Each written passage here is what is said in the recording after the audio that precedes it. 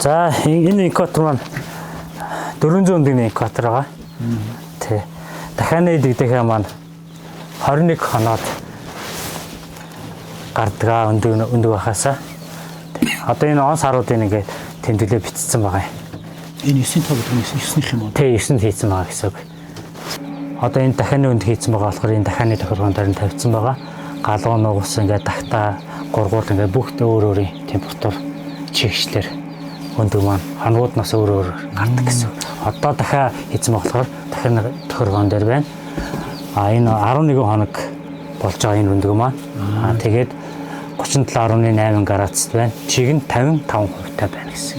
Энэ одоо хэдэн хоног гарах вэ? 25. Дахианых 21 хоног. 2 хоногтой дэгдэхээ. Энэ нөгөө том өндөг махны чиглэлээ. Ер нь бол хоёлоо дахиад гэхдээ үйлдвэр нь өөр. Үйлдвэр нь өөр тий. Чиглэл нь өөр.